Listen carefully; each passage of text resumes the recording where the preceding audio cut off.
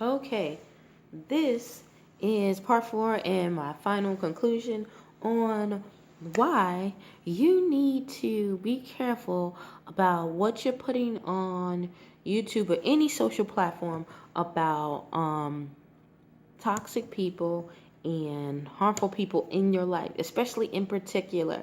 Um, and some people can catch on if it's you. First of all, yeah, that's the first one. People can catch on if it's you. Um, if you look at the other ones, look at 1, 2, 3 before you look at 4. If you don't know, if you don't look at that, you will be lost. Okay, because this one is just going to tell you why, what you need to do in order instead of um, putting your things out there on YouTube and talking about it. Now, there are good things because it helps a lot of people come through the situations that they come through. Some of that stuff helped me, it helped me go through. But you have to discern and see what is really helpful and get something out of it, okay? You don't want to be just like, oh, well, I went through this too and I understand now. Now it hurts and I'm in a whole pity party, okay? No, you want to get, now you understand what happened. You want to get it and become better, okay? These things don't just happen for a reason. It's supposed to make you catapult into another dimension, catapult into something better, okay? So, number one is the first thing that I had to learn, and it was very detrimental to me because I did not know it all. Okay. First one, learn your surroundings, learn your environment. Okay. The environment that you come out of can be totally different, and this happened for me.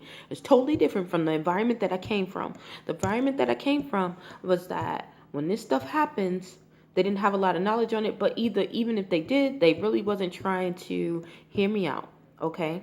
Some of it was because how I looked, how young I looked, how I looked, my skin color. Some was a lot of whole different things that were attached to it. Now going to the next element, going to the next environment, it might be different. They were more open to seeing abuse. They were a lot open to seeing abuse. However, like I said, some of those stereotypes that I had on me, because the way I looked, all that, they weren't kind of, they didn't want to help me, because I look too good, too polished, or, certain things. But you want to learn your environment. You want to learn your environment. Learn as much as you can about your environment, because what is good in some one place might not be good at another place. Think about Indiana and Michigan. Okay, in Michigan, the state of Michigan, you could marijuana use is legal, with or without a prescription, I think, and in Indiana, it is strictly forbidden.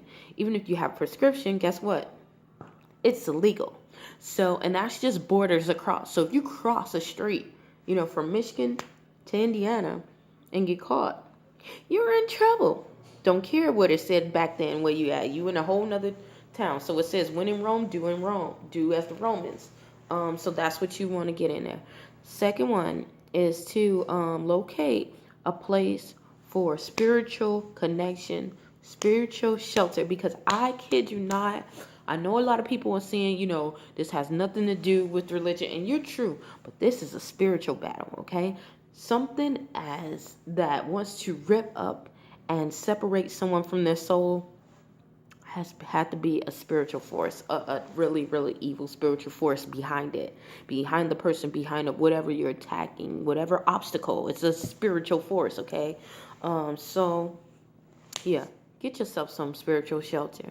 That was something that I knew that's what I had to do, but it was jumping, okay? The third, that was the, what? Okay, so the third one is to find out what are the worst case scenarios that I can come against getting out of here, okay? If you know the worst, you prepared yourself, okay? You prepared yourself. Okay, what's the worst that can happen? If you know what the worst that can happen and it happens, then you will prepare for it. But if you don't know and then the worst comes, then you could be looking at something that's different, or you could be overly anticipating something that wasn't as tragic as you think it is. And most of the times it's not, okay? So you don't want to be in that fear of stagnation part. The fourth one, that's my last one. Make sure that you prep yourself. Take time for preparation, okay? They say you plan. People who plan fail to plan to fail. That is so true. That is so true with dealing with manipulative people and dealing with unhealthy people or liars or backstabbers. You have to prepare yourself. Document stuff. I didn't want to document, but it helps you because people lie. People steal, people cheat. Prepare yourself about the angles of getting away from these people, okay? Prepare, because something else can trigger out. It can be they can trick you up and you getting out to exit and they switch something else up on you. So you want to make sure that you have your guard up and you are prepared. Yeah, that is the conclusion of that. Hopefully something I said or done will help you on your journey. Please stay tuned to Journey to Jerusalem, and thank you.